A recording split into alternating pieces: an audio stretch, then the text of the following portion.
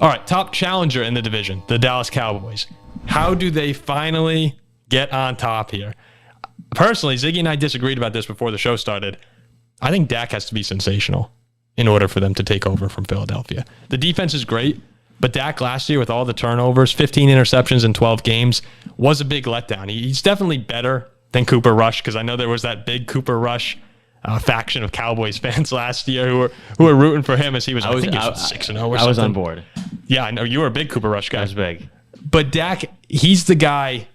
Tony Pollard's there. They have very talented offensive weapons, but Dak's the guy who's going to have to elevate his game because he's been there before. We know good Dak Prescott is very good. I had him listed as the 10th best quarterback in the league, but just with last season, giving the ball away that many times, and Mike McCarthy now play caller, maybe we'll see some because Kellen Moore, he quote unquote left for the Chargers. I like the Cowboys definitely as the number 2 team in this division, but the biggest area that they need to improve on is the turnovers from last year. Even though their average, I think, was 22 in the NFL and they had 23 on the season, it was just Dak, too many turnovers. Yeah, I think Dallas is my top challenger too, and it's really not even that close between them or the Giants or the Commanders. For me, it's going to be in the head-to-head matchups between Dallas and Philly, how Dallas's secondary needs to be better than it was last year against Philadelphia. Mm-hmm. When you're playing Gardner Minshew and you're winning a game like 44-40, like that, that's not going to work against Jalen Hurts. Like Parsons can get pressure, which he will. Hurts can roll out, find Smith, find Brown, they'll be open. But like if Dallas' secondary can kind of bat those balls down a bit, where these guys aren't running wide open, I think that's the key.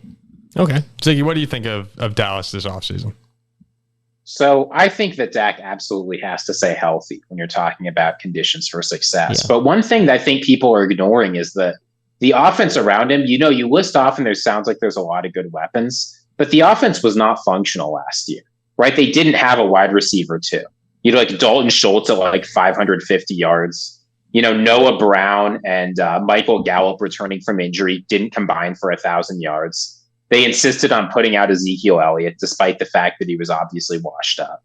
Like the most common Cowboys drive was failed rush on first down, into CeeDee Lamb for 6 yards, into incompletion to any number of their other receivers. Like the offense just wasn't functional, but now they've got Brandon Cooks. Tony Pollard, who's the most explosive back they've had since old day Zeke, is ready to take over. Dak's finally going to be able to be healthy. Gallup will be healthy. I think there's a lot of reason to think that even if Dak doesn't play like a superstar, we'll at least see something a lot closer to the old Dak Prescott where he's not asked to constantly bail the team out. And then this Cowboys defense, they've got stars. There's nothing to worry about there. They were 12-5 last year, despite having a lot of struggles. I get the playoffs were disappointing, but the thought they could win the division is not outrageous. No, not at all. I think Dallas is pretty clearly the third best team in the NFC right now. And you talk about that defense, most turnovers in the league last season, third most sacks, top 10 in third down percentage and points allowed per game.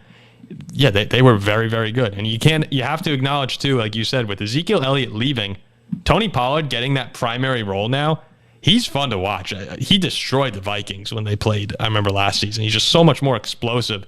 Adds a completely another new element to that attack. Ziggy, you're smiling. Looks like you have something to say about that. Oh, I've been a Tony Pollard truther for years. Yes. I've been saying, watch this guy. I own him in every dynasty league I'm in. I am excited to see what he's going to do next year. Receiving too, right? Ezekiel Elliott, elite pass blocker, below average pass receiver. Pollard may be the opposite. And you have to also recognize Stephon Gilmore. That's a big addition to their secondary. So there you go. There are the Cowboys.